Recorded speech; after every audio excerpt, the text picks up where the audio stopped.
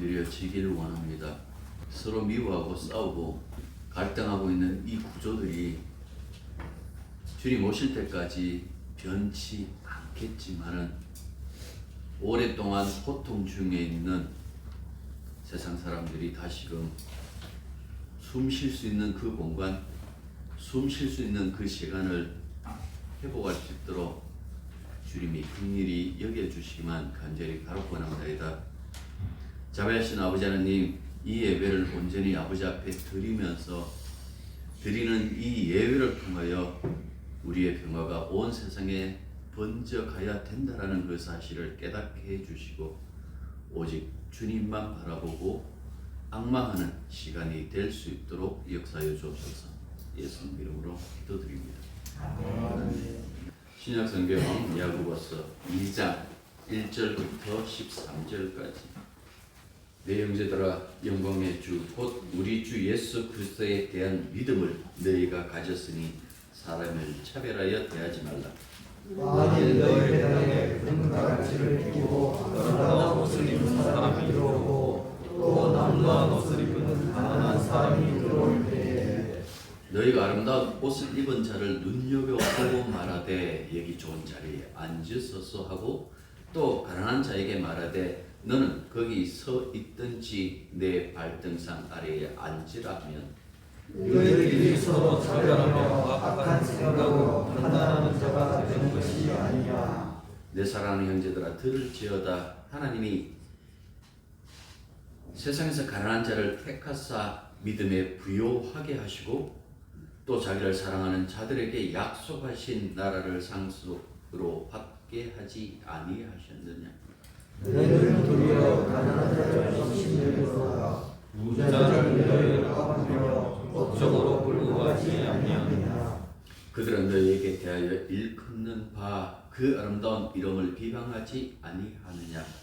너희가 만일 선을 이렇게 대로 내 이웃 사랑하기를 내 몸과 같이 사랑하신 최고의 법을 지키면 잘하는 것이거니와. 만일 너희가 사람을 차별하여 대하면 죄를 짓는 것이니 율법이 너희를 범법자로 정죄하리라. 누구든지 온 율법을 지키다가 그 하나를 범하면 모든 범하는 자가 되나니. 간음하지 말라 하시니가 또한 살인하지 말라 하셨은즉 네가 비록 간음하지 아니하여도 살인하면 율법을 범한 자가 되느니라. 너희는 자유의 율법대로 심판받을 자처럼 행하기도 하라. 다 같이요. 긍휼을 행하지 아니하는 자는 긍휼이 없는 심판이 있으리라. 긍휼은 심판을 이기고 자라나느니라. 아멘. 지난 시간 우리는 야고보가 말한 그 행함을 위한 행함도 아니고 윤리와 도덕적 행함도 아니고 그렇다고 율법을 지키라는 그 요구의 행함도 아니라고 그렇게 말씀드렸습니다. 야고보가 말한 그 행함은 믿음에 자연스럽게 우러나는 그 행함을 말하려는 것이라고 그런 말씀을 드렸습니다. 믿음이라는 것이 그래요. 믿음이 인간의 간택을 기다리고 있는 애완동물이 아닌 거예요. 믿음은 하나님의 뜻을 온전하게 이루는 새 창조의 힘이에요. 하나님의 사람을 무장해제해서 새로운 질서 속에 두는 강력한 힘인 것이지 인간의 올바른 판단이나 기대하면서 가만히 촉구하는 그런 신념이 분명히 아니다라는 그 말씀입니다. 우리가 지난 주일 읽었던 그 본문 중에 마지막 구절인 26절과 1장 26절과 27절은 신앙이 좋다라는 것이 무엇이냐라는 그 부분에 대해서 이렇게 설명하고 있어요. 신앙이 좋다라는 것은 그냥 말만 번지르게 하는 것. 그 말만 번지르게 하는 것이 아니다라고 그렇게 얘기를 해요. 고아와 과부로 대표되는 사회의 약자를 보살펴 주는 것이라고 그렇게 얘기를 하고 있죠. 이것이 곧 세속에 물들지 않도록 자신을 지키는 것이라고 덧붙인 말까지 달았는데 왜 이런 말을 하는가 하니까 이 세상이 야구 강식인 것을 염두에 두고 있기 때문에 그렇다라는 그 말씀입니다. 그리고 27절의 이 말씀은 이거는 구약에서도 하셨던 그 말씀이거든요. 그래서 이 모세 오경이 중심인 율법의 계명을 지켜야 한다라는 그 제한적인 어떤 그 생각을 가지고 이 말씀을 하는 것 아니에요. 이게 구약이든 신약이든 마찬가지인데 모든 시대의 성도는 하나님 마음씨를 반영하고 있는 것이 굉장히 중요해요. 우리가 무엇을 하나를 지켰다, 지키지 않았다라는 어떤 그런 차원이 아니고 그 차원을 더욱더 넘어서 근원적으로 들어간다면 하나님께서 처음에 우리들에게 요구하셨던 그 마음, 당신의 그 마음씨를 반영하여 모든 것을 사랑하며 사느냐라는 이것이 굉장히 중요하다라는 그 이야기죠. 하나님 생각은 다르죠. 어쨌든 나는 구원받으면 그만이에요. 내가 구원받는다니까 복음이야. 굉장히 편협하게 생각하고 있죠. 구약에 보면 이스라엘 백성들이 하나님이 약속하신 그 땅에 들어가서 어떻게 살아야 되는지 그 말씀들을 주셔요. 주시면서 이런 얘기를 합니다. 너희도 이집트에서 나그네였다. 그리고 십계명을 주실 때에 그 십계명의 선언이 무엇인가 하니까 너희 이집트의 종되었던 너희를 건져내었다. 누가? 내가. 라는 이 부분을 분명히 말씀하고 있어요. 이런 말씀을 하면 사람들은 어떻게 생각하는가 하니까 하나님이 우리의 처지를 불쌍히 여기서 우리를 건져주셨다라고 생각해요. 그래서 하나님 사랑해요라는 그 말을 쉽게 얘기하는 거예요. 그러나 하나님께서 이 말씀하실 때 너희도 이집트에서 나그네였다. 내가 너희들이 애굽의 종되었던 이집트 종되었던 너희를 건져 여호와로다라고 말씀했을 때에 그건 단순히 너희들을 그런 어떤 상황 속에서 그런 처지에서 건졌다라는 것에 그친 것이 아니라 내가 그런 마음을 가진 하나님이다. 내가 그런 마음을 가지고 너희들을 생각했다. 이 부분을 놓치지 말라라는 그 말씀입니다. 그런데 여러분들 구약성경 읽어보시면 아시듯이 또한 신약성경을 봐도 역시 마찬가지예요. 유대인의 사회가 어떻게 보면 모든 인간의 사회가 변하지 않는 것이 하나 있더라면 힘 중심이라는 거예요. 하나님의 마음씨 따위는 없어요. 하나님이 어떤 마음을 사랑하고 어떤 마음을 가지고 우리를 대하시는지 거기에 대한 것에 관심이 없어요. 모든 사람들은 다 힘 중심이에요. 유대인들도 신앙으로 편가르기를 한다고요. 바리새파를 중심으로 자칭 경건한 자신들, 그 자기 신앙을 권력처럼 사용하여 유대 사회 속에서 편가르기를 해요. 이 사람들은 죄인들, 이 사람들은 몹쓸 사람들, 이 사람들은 구원받지 못할 사람들. 그리고 자신들은 어떻게 했습니까? 구제할 때 그렇게 구제 안 해요. 이 사람들아, 유대 사람들아, 우리를 봐라. 우리 하나님 말씀대로 고아와 과부를 불쌍히 여기는 사람들이다. 나팔을 불면서 외식해요. 이 지적을 예수님이 하신다고요. 기도와 금식할 때는 어떻습니까? 사람들 보는 앞에서 손을 들고 하늘을 향해서 손을 들고, 금식할 때는 꼬장꼬장하게 하죠. 누가 봐도 밥 굽고 있다는 것을 알 수 있도록 그냥 보여주기 식의 신앙. 겉으로 보기에는 정말 뜨거운 신앙인인 것처럼 보이는데 실제적으로는 너무나 공허한, 그래서 생명이 없는 회칠한 무덤이라고 그렇게 주님은 책망하셨잖아요. 그리고 이들에게 이렇게 얘기를 하죠. 창기와 죄인들이 너희들보다 천국에 먼저 들어간다. 그럼 이 사람들이 나중에 들어간다는 말이 이게 아닙니다. 너희들이 자랑하는 그 의로움은 천국에 무기력하다. 그 뜻이에요.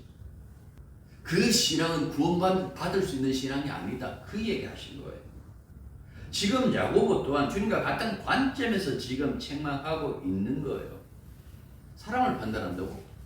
세상 사람들과 동일한 그 어떤 관점에서 사람을 이렇게 차별하고 판단하고 그걸 신앙으로 할 수 있느냐? 그런 신앙으로 구원받을 수 있겠느냐? 야고보서가 죽은 신앙 얘기하잖아요. 그 죽은 신앙이 무엇인가라는 그런 부분에 대하여 오늘 읽은 2장부터 계속해서 그 부분을 얘기를 하고 예를 들어가고 설명을 하고 있는 거예요. 진짜 믿음은 이런 것이 아니냐라고 라는 거죠. 2장 1절 다시 보시면 당시 교회의 모습이 생생히 묘사되어져 있어요. 회당으로 번역된 이 헬라어 수나고게라는 이건 뭐 회당 유대교의 그 회당이라는 뜻도 있지만은 그리스도인들의 모임, 쉽게 말해서 교회하고 이렇게 이해하면 되는 거예요. 그리스도 공동체에 금반지를 띠고 멋진 옷을 입은 부자가 들어왔고 그 다음에 남노하게 차려입은 가난한 사람이 들어왔다고 그렇게 얘기를 해요. 부자는 사람들의 주목을 받았고 그리고 좋은 자리를 차지하죠. 그런데 반면에 가난한 사람은 무시당해 있고 발치자리로 뭐 문 밖으로 쫓겨났다라고 이렇게 봐도 돼요. 아무튼 그래서 이렇게 얘기를 합니다. 이런 얘기를 해놓고 하는 그 야고보의 말이 4절 보시면 이렇게 얘기해요. 너희끼리 차별하며 악한 생각으로 판단하는 자가 되는 것이 아니냐. 여러분 이 구절 속에 굉장한 그 분노가 담겨져 있다는 그 사실 아십니까?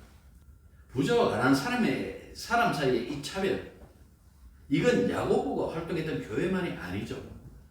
사실은 초기 기독교 공동체 안에서 종종 일어났습니다.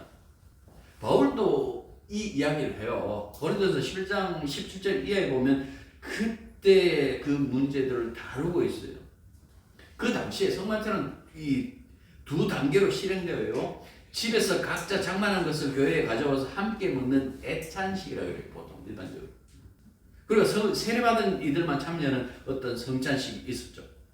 애찬식이라는 것은 실제 식사입니다. 근데 부자들이 자기 집에 기름지고 비싼 것들, 이 먹을 거리들, 그다음에 고급 포도주를 사가지고 와서 펼쳐놓고 가지고 온 사람들끼리 먹은 거예요. 하지만 집에서 가져올 것이 없는 가난한 사람들은 그 모임에 끼질 못했다고요. 한쪽은 배부르게 먹고 취해 있고 한쪽은 배를 고를 정도였다라는 그 이야기를 하고 있죠. 그래서 11장 22절에 보면 이렇게 충고해요. 너희가 먹고 마신 집이 없느냐. 차라리 집에서 밥 먹고 오지. 너희가 하나님의 교회를 업신여기다라고 얘기를 하고 있어요. 빈궁한 자들을 부끄럽게 하느냐. 그러니까 빈궁한 자들을 부끄럽게 하는 것이 하나님을 업신여겼다라는 것은 이거는 뭐 구약이든 신약이든 동일한 그 말씀이거든요. 그 다음에 이렇게 얘기를 합니다. 내가 너희에게 무슨 말을 하랴? 너희를 칭찬하랴? 이것으로는 칭찬하지 않노라. 그리고 내린 대책이 뭡니까? 그러면 기다리든지 함께 다 같이 함께 먹든지. 그리고 서태시 보면 우리 자주 이제 이 말씀을 인용해요. 자기를 살펴보라. 자기를 살펴보라 하면 우리는 대체적으로 이렇게 생각해요. 이 성만찬에 참여하기 이전에 내가 혹시 하나님 앞에 죄 지은 건 없는지 뭐 그런 의미가 없다라는 것은 아니에요. 근데 좀 더 깊이 보면 그 자신을 살펴보는 것이 내가 도대체 주님을 어떻게 생각하는지, 내가 도대체 교회를 어떻게 이해하고 있는지 그런 것들을 한번 살펴보라. 교회가 그리스도의 피로 세워진 공동체가 아니냐. 하나님의 긍휼과 자비가 가득한 곳이 아니냐. 그런데도 불구하고 너희가 거기서 차별하고 너희들끼리 그렇게 모이는 것이 과연 옳으냐 하고 지금 말씀하고 있는 거예요. 주님 주신 사랑이 굉장히 크죠. 5절 보십시오. 하나님이 이 세상에 가난한 자를 택하사. 그 당시 교회가 가난한 자들이 많은 건 사실이지만 이 가난하다라는 사실이 경제적인 이유를 가지고 얘기한 것 아니에요. 모든 인간은 하나님 앞에 가난해요. 그때 가난하다 할 때에 의가 없다라는 얘기예요. 하나님 앞에 정당하지 않다라는 그 얘기겠죠.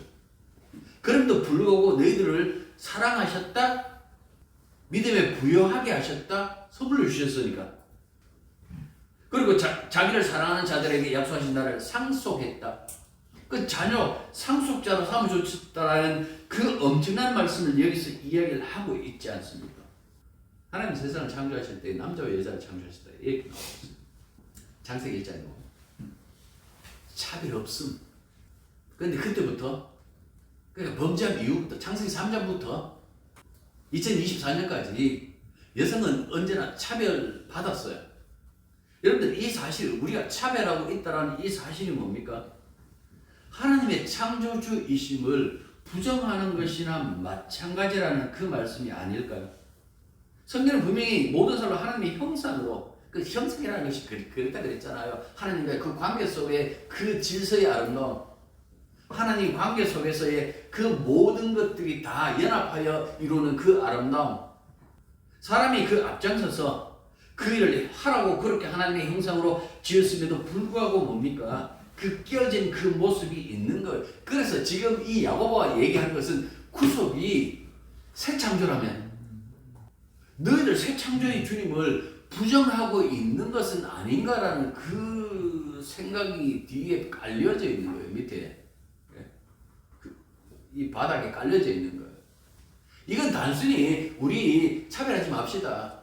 쉽지. 뭐 그렇게 결론 지으면 뭐 쉽죠. 하든 안 하든 그 얘기하고 끝나면 되잖아요. 우리 차별하지 맙시다. 사람. 하나님을 섬김에 있어서 차별받을 만큼의 사람이 있을까? 신약의 구약은 좀 동일하게 이 얘기를 해요. 하나님은 외모를, 사람의 외모를 보지 않는다. 그 외모라는 것은 인물만 얘기하는 것 아니죠. 그 사람이 갖추고 인간 그 자체, 인간이라는 그 덩어리 자체, 그를 구성하고 있는 그 모든 것들. 네. 이 얘기 처음 나오는 것이 사무엘상 16장 7절이죠. 여호와께서 사무엘에게 이르시되 그의 용모와 키를 보지 말라. 내가 이미 그를 버렸노라. 내가 본 것은 사람과 같이 아니하니 사람은 외모를 보거니와 나 여호와는 중심을 보느니라. 이 말씀은 하나님이 사울을 버리기로 작정하고 그 베들레헴에 있는 이새의 집에서 다시 기름 부음 받을 자를 세우겠다고 그렇게 말씀하고 난 다음에 사무엘을 보냅니다. 여러분, 사무엘이 어떤 사람입니까? 이 사무엘은 이스라엘 왕정 시대를 연 사람이 바로 사무엘입니다. 젖을 떼자마자 성전에 맡겨져 자란 이력을 가진 하나님의 선지자. 하나님의 말씀이 희귀할 때도 하나님께서 그에게 말씀하시고 백성들에게 전달하게 했던 그 이스라엘을 이끌었던 그 인물이 누군가 하니까 사무엘이 지금 왕이 있는데 하나님 명령하니까 죽을 생각을 하고 이새의 집에 찾아간 거예요. 그래서 제일 먼저 구한 자가 누군가니까 장자 엘리압. 사무엘은 그를 보는 순간 이렇게 생각한 거예요. 아, 저 사람이구나. 충분히 왕의 자질을 가지고 있는 것 같구나. 그렇게 속단할 만큼 잘생긴 거예요. 그러자 그 생각을 품자마자 하나님께서 아까 우리가 읽었던 그 말씀을 하신 거예요. 사람들은 외모를 보나? 나 주 하나님은 중심을 본다. 외모는 인간이 가지고 있는 내외적인 그 모든 요소겠죠. 중심 뭘까요? 마음을 본다? 아, 제 마음은 착해. 나는 하나님이니까 사람들의 마음을 다 볼 수 있잖아. 그러니까 제 마음은, 외모는 잘생겼는데 이 마음은 착하지 않아. 뭐 이런 걸까요? 중심이라는 것이? 중심을 보신다라고 했을 때에 여러분들 하나님 주신 은혜 요소라고 그렇게 생각하시면 되는 거예요. 하나님을 어떻게 생각하는지, 은혜 주셔야 어떻게 생각하는지 그것도 가지고 있거든요. 그런 부분에 있어서 어떻게 보면 가장 그 막내를 하나님이 세웠다라는 것은, 어떻게 보면 말자라는 것은 그 인물 잘생긴 장자로부터 시작해갖고 말자까지 갔다라는 것은 사람들의 눈에 전혀 저거는 왕의 자질이 없다고 생각하는 그 말제를 왕으로 세울 만큼 하나님의 그 전능하심을 얘기하는 거예요. 이스라엘 왕은 능력이 필요한 왕이 아니에요. 이스라엘 왕은 잘생길 필요도 없어요. 어차피 하나님께서 그 중심에 계셔서 그를 변화시킬 것이기 때문에 하나님이 판단하는 사람이 어떤 사람인가라는 것이 굉장히 중요했는데, 여러분들 선지자 이 사무엘조차 판단을 그렇게 하는 거예요. 인물이 왕이 될 만한 인물, 이정재처럼 내가 왕이 될 만한 상이야. 네? 우리는 안 그럴 것 같습니까? 분명히 성경에서는 참된 인격이라는 것은 차별을 받아들일 여지가 없다는 그 부분을 분명히 해요.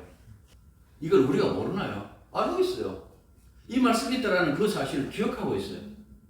그런데도 믿음을 가진 우리들도 대부분 뭡니까? 외모로 사람을 판단하죠. 시대마다 조금의 어떤 그 차이가 있으나 그 외모 자체, 그러니까 그 사람이 갖추고 있는 그 조건 그것이 그 경쟁력이잖아요. 이제 3월달 되면 프로야구 시범 경기로부터 시작해갖고 시작하잖아요. 미국에서 활동하다가 한국으로 다시 리턴한 유현진 선수 8년에 170억 계약했어요. 지금 36이니까 8년까지 던지겠어요. 그만큼 그를 인정해 주겠다는 거겠죠. 그런데요, 인물도 실력도 인성도 굉장히 좋은 친구가 있어요. 오타니. 일본 메이저리그에서 활동하고 있는 전 세계 프로 스포츠 사상 최대 규모인 10년에 7억 달러, 우리 돈으로 9,332억 원. 계산이 안 되죠. 얼마나 큰지 그게 안 들어오죠. 아마 운동선수라면 모두 부러워할 것입니다. 그러니까 보십시오. 외모라는 것이 지금은 자본주의 사회에서는 뭡니까? 이게 곧바로 돈과 연결되는 거예요. 이게 경쟁력인 거예요. 근데 반대 극부가 있겠죠. 가난하고 인물이 떨어지면 뭐라고 그러냐? 루저라고 그럽니다. 실패자. 여호가 지금 사람 차별 문제를 아주 엄격하게 적용하고 있는 것은 이 차별이 결국은 그리스도의 몸 공동체, 이 교회를 파괴하는 주요 원인이 되기 때문에 그렇다라는 그 말씀입니다. 왜 싸우면 항상 얘기 있어요. 왜 나 차별하는데요? 2절 3절 다시 한번 보십시오. 만일 너희 회당에 금가락지를 끼고 아름다운 옷을 입은 사람이 들어오고 또 남루한 옷을 입은 가난한 사람이 들어올 때에 너희가 아름다운 옷을 입은 자를 눈여겨보고 말하되 여기 좋은 자리에 앉으시오 하고 또 가난한 자들에게 말하게 너는 거기 서 있든지 내 발등상 아래죠. 아래에 앉으라 하면 하고 이렇게 얘기했죠. 근데 이 과정에서 보면 이 어떻게 보십시오. 비교를 했어요. 비교를 한 다음에 판단을 했어요. 그러고 난 다음에 이러쿵저러쿵 하고 얘기했다라는 그 말씀입니다. 이런 일을 당하면 굉장히 기분 나쁠 것 아니에요? 속담에 사람 위에 사람 없고 사람 밑에 사람 없다 라는 말이 있죠. 그러니까 인간은 모두 존중받아야 마땅하다라는 그 얘기는 있지만 속담은 있지만 사람들이 그렇게 생각 안 하잖아요. 친구들끼리 과거에 티코 타고 오랜만에 이제 뷔페 가겠다고 그 호텔 뭐죠?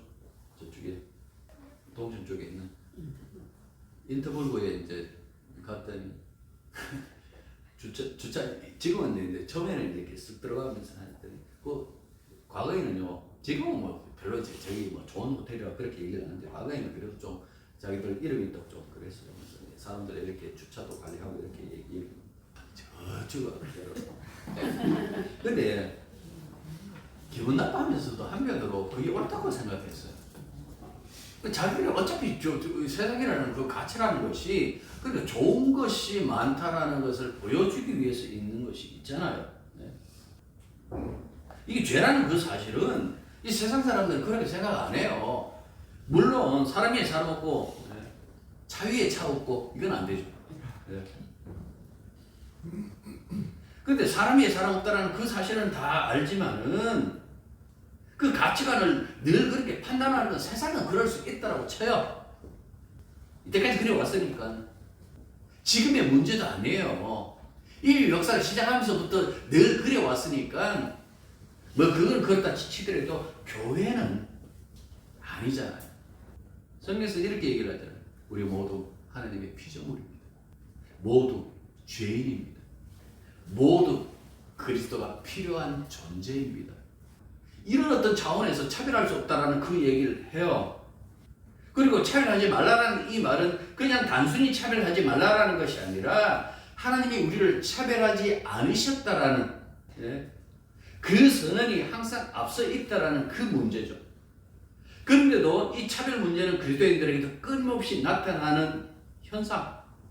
사람은 본능적으로 삶의 유익, 자기 삶에 유익되는 쪽을 바라보고 호의를 보이는 것은 이 본성적인 경향이 그렇기 때문에 그렇다라는 그 말씀입니다. 그래서 조금 전에 말한 것처럼 우리 서로 차별하지 맙시다. 결론은 깨끗한데 깔끔한데 안 되는 게 문제죠. 6절과 7절 보십시오. 너희는 도리어 가난한 자를 업신여겼도다. 부자는 너희를 억압한 목전을 꿀가지 아니하며. 이게 이 사회 전체에 대해서 얘기하고 있는 건지 교회 안에서 실질적으로 이런 일들이 벌어졌는지에 대한 것을 사실 잘 모르겠어요. 어떤 이들은 이 사회 전체적인 어떤 이 구조적인 어떤 문제를 가지고 얘기했다라고 하는 사람도 있고, 이 교회 안에 그런 일이 벌어졌지 않겠느냐라고 그렇게 판단하는 사람들이 있기도 해요. 옛날이나 지금이나 부는 항상 뭡니까? 소속이 집중되어 있어요. 그렇게 집중되면 문제가 뭔가 하니까 소속이 집중되어 있으면 점점 뭡니까? 이 소작농들이 많아진다라는 거예요. 여기 보면 그들은 너희에 대하여 일컫는 그 아름다운 이름을 비방하지 아니하느냐. 아름다운 이름이 뭘까요? 이 아름다운 이름은 아니라 그리스도, 이름, 예수. 그 비방하다라고 번역된 이 헬라어는 신성모독을 의미하기도 해요. 그러니까 부자들이 가난한 자들을 압제만 한 것이 아니라 그 과정에서 신앙을 비방하기도 했다라는 그런 의미일까요? 빛을 독촉하면서 야, 교회에서 그렇게 배웠느냐? 예수쟁이들은 원래 그렇냐? 어떻게 이렇게 말하면서 지금 그들에 대해서 비방했다라고 그렇게 말하고 있잖아요. 그러면 지금 이런 얘기를 하는 것은 야고보가 부자에 대한 미움을 조장하려는 것일까요? 아니에요. 차별하지 말라라는 그 얘기를 지금 하려고 이 얘기를 하는 거예요. 좀 전에 말씀드린 것처럼 설마 같은 공동체 안에서 이런 자가 있었을까요? 교회는 교회고 신앙은 신앙이고, 이 사람 내한테 빚졌으니까 이 사람 법정에 가야 마땅하다고 생각하고 법정으로 끌고 갔을까요? 사실 초기 기독교 내에서 이 부자들은 극히 소수였어요. 극히 소수였기 때문에 그들을 우대했을까요? 우대하고 있는 그 풍조가 지금 문제다라고 얘기를 하고 있는 거예요. 부자 가난자를 차별하는 것은 영광의 주 예수 그리스도를 믿는 믿음 없는 사람들은 관계가 없죠.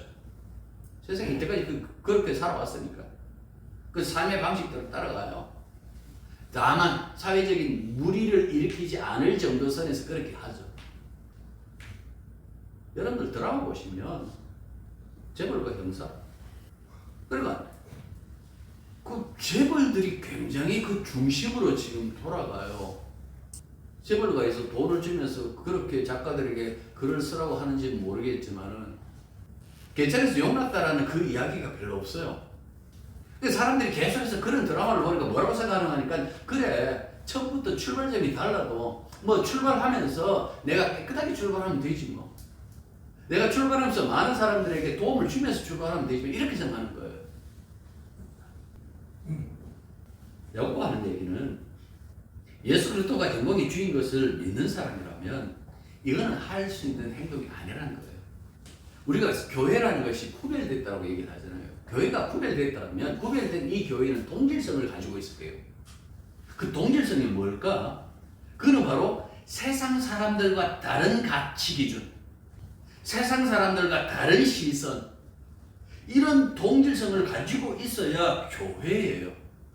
그런데 세상 사람들과 똑같은 가치관과 똑같은 시선을 가지고 있으면 과연 그것이 교회겠느냐? 제 시간대인데 존 파이퍼라는 이 목사님 쓴 책 몇 권을 이렇게 봤는데 거기 보면 이런 예화가 있어요. 80이 넘도록 우리나라 소록도에도 그런 분들이 그 오스트리아에서 온 그 평생 독신으로 지내시다가 헌신하다가 자기 몸이 아프니까 이 사람들한테 내가 오히려 이 걸림돌이 되겠다 싶어가지고 다시 돌아가신 분들이 있어요. 분들이 있는데 그것처럼 80이 넘도록 독신을 살면서 카메룬에서 예술자면서 간호사로 봉사했던 루비 에드워드, 그리고 그녀 곁에는 은퇴한 의사인 로라 에드워드. 그러니까 이 두 사람이 서로 동력하고 있었는데요.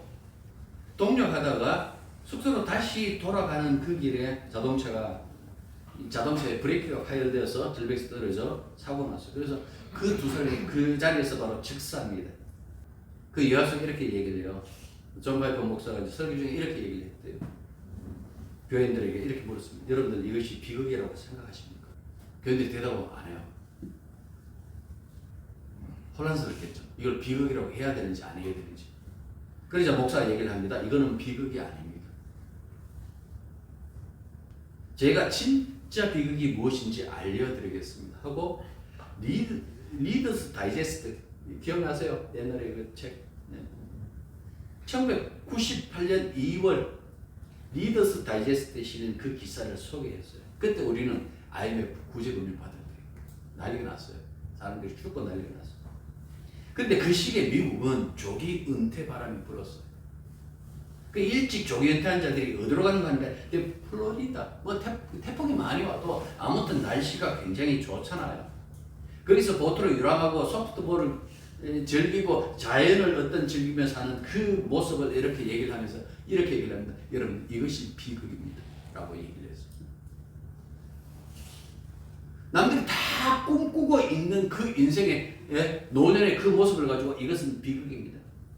예수의 십자가의 보혈로 구원을 얻었으면서도 여전히 세상 욕심을 따라 산다면 이것보다 더 큰 비극은 없습니다. 하고 목사가 그렇게 얘기를 했어요. 우리가 부자가 아닌 것, 우리가 가난하다는 것은 비극 아니에요. 근데 부자를 흠모하고 가난한 자를 차별한다면 그것은 비극이에요. 도덕적으로 비난받을 일이어서 비극이 아니에요. 그렇게 행동하면 우리가 그리스도인이 아닐 수 있다라는 그 비극을 얘기하는 거예요. 정말 성도라면 성도의 가치 기준에서 본다라면 앞서서 얘기한 것처럼 세상을 보는 눈이 달라야 되지 않을까요? 우리는 십자가의 사랑으로 거룩한 사랑으로 재창조된 사람들이에요. 그 가치성을 지금 야고보가 말하려는 거예요. 우리가 어떤 행동을 하느냐 안 하느냐 그 행동이 중요한 것이 아니고 진짜 믿음의 모습은 이 모습이 아니냐, 우리가 들어온 세계는 이런 세계가 아니냐라고 그 얘기를 하고 싶어 하는 거예요. 사람들은 지금 이 부자에 대한 억하심정이 있어서 그런 것 아니에요. 도대체 네 가치성이 어디 있느냐 묻고 싶은 거예요. 예수님 그 얘기를 했잖아요. 하나님과 돈, 만몬, 이 두 가지 얘기했어요. 사람들은 하나님을 좋아하지 않아요. 돈 좋아해요. 우리는 그리스도인이죠. 그리스도의 믿음을 받은 자들이죠. 세상과 같은 가치관을 가지지 않는 것이 여러분들 당연한 거예요. 목사님 저는 뭐 돈을 별로 안 좋아하고 그런 마음입니다. 그 자랑할 것 아니에요. 그거 당연한 거예요. 당연한 거는 자랑 안 하는 거예요. 그 사람이 얘기하는 거예요. 정말 중요한 것은 성도예요. 관계잖아요. 주님과요. 그 어떻게 나타나느냐? 한편으로는 믿음으로, 한편으로는 열매로. 믿음은 존재의 차원, 열매는 인식의 차원. 마태복음 7장에 보면 예수님 이렇게 얘기를 해요. 나무와 열매, 그 관계는 이렇게 얘기를 합니다. 좋은 나무가 나쁜 열매를 맺을 수 없고 못된 나무가 아름다운 열매를 맺을 수 없다. 좋은 나무, 그리스도. 열매는 새로운 피조물. 여러분들 우리가 좋은 열매로 그리스도에게 달려있다라면 차별하지 않는 것이 옳죠. 근데 그런 마음이 들 때마다 어떻게 해야 될까요? 방법 하나. 용서해 주십시오. 이거 고쳐 먹게 해 주십시오. 이거 아니라는 거. 끊임없이 저항하고 끊임없이 몸부림치면서 여러분들에게 완벽하라는 그 얘기 아니에요. 몸부림치시라는 얘기예요. 저항하라는 그 얘기겠죠. 우리가 십자가의 사랑 안에 있다는 그 사실을 말하며 살아가게 하옵소서. 그 얘기를 하는 이야기입니다. 기도하겠습니다. 믿음과 차별은 양립할 수 없는 것은 분명한 사실이나 우리의 심정이 늘 어떻게 보면 말씀대로 굳게 나타나지 않는 것은 우리의 고민이기도 합니다. 자비로우신 아버지 하나님, 그때마다 저항하게 하시고 그때마다 다시 마음을 붙잡을 수 있도록 도와주시기만 간절히 바라고 원합니다. 본성이 늘 돈 쪽으로 흘러가지만은 다시금 회개하는 마음으로 주님을 더 사랑하는 그 마음을 가질 수 있도록 우리를 붙들어 주시기만 간절히 바라고 원합니다. 주님이 긍휼히 여겨주지 아니하시고 주님이 붙들어 주지 아니하시면 우리가 결코 유혹을 이기지 못한다는 것을 고백합니다. 그러니 늘 붙들어 주시고 이 유혹으로부터 이겨내고 저항할 수 있는 그런 몸부림을 늘 우리의 삶 속에서 나타날 수 있도록 역사하여 주옵소서. 예수님 이름으로 기도드립니다. 이제는 우리 주 예수 그리스도의 은혜와 하나님의 크신 사랑과 성령의 교통하심과 교차심이 진실로 이기적으로 살지 않고 주님의 그 긍휼함이 내 마음을 다스려 주기를 바라며 끝까지 주만 바라보기로 다짐하는 당신의 자녀들 위해 이제부터 항상 함께 있기를 축원합니다.